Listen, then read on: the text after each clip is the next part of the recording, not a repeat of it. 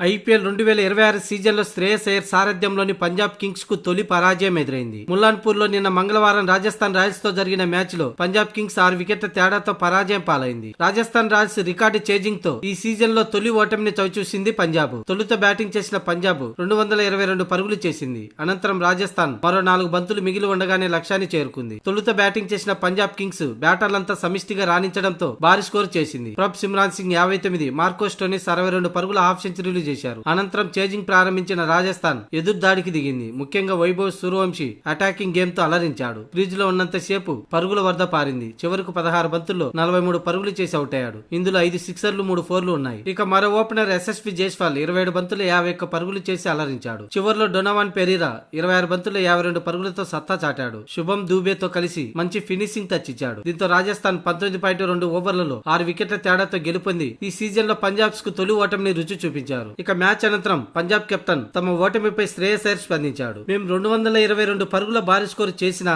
Defend చేసుకోలేకపోయాం. బ్యాటర్లు అద్భుతంగా రాణించారు. పిచ్చి స్టిక్ గా స్లోగా ఉన్నా కూడా అసాధారణ ప్రదర్శనతో భారీ స్కోర్ చేశాం. కానీ ప్రణాళికలకు తగ్గట్లుగా బౌలింగ్ చేయలేకపోయాం. ముఖ్యంగా యార్కర్లు స్లో బాల్స్ వేయాలని ప్లాన్ చేసినా అలా జరగలేదు. మధ్య ఓవర్లలో ఫెరీరా, శుభం దూబే కీలక భాగస్వామ్యం మా ఓటమిని శాసించింది. ఐపీఎల్ లోనే తమ బ్యాటర్లు తమ ఆటను చాలా మార్చుకున్నారు. తొలి బంతి నుంచి దూకుడుగా ఆడుతున్నారు. మొన్ననే మేము భారీ సవాల్ని ఎదుర్కొన్నాం. కానీ ఈ రోజు బౌలింగ్ వైఫల్యం కారణంగా రాజస్థాన్ పై ఓటమిని చవిచూడాల్సి వచ్చిందని, ప్రణాళికలకు తగ్గట్లుగా బౌలింగ్ చేసి ఉంటే విజయం దక్కేదని, కానీ ఈ రోజు అది జరగలేదని శ్రేయస్ అయ్యర్ అన్నాడు. ఇక మా తదుపరి మ్యాచ్ కు కొన్ని రోజుల విరామం ఉంది. లోపాలను సరిదిద్దుకొని బలంగా తిరిగి వస్తాం అని శ్రేయస్ అయ్యర్ చెప్పుకొచ్చాడు. ఈ సీజన్ లో మాకు ఎదురైన తొలి ఓటమి ఇది. ఈ మ్యాచ్ ఓ గుణపాఠం. గతంలో 200కు పైగా పరుగులు ఛేదించాం. డిఫెండ్ కూడా చేసుకున్నాం. కానీ ఈసారి అంత పెద్ద టార్గెట్ ను కాపాడుకోలేక ఈ సీజన్ లో తొలి ఓటమిని చూశామని, కానీ దీన్ని పక్కన పెట్టి సానుకూల దృక్పథంతో ముందుకు వెళ్లాలనుకుంటున్నాం అని శ్రేయస్ అయ్యర్ చెప్పుకొచ్చాడు.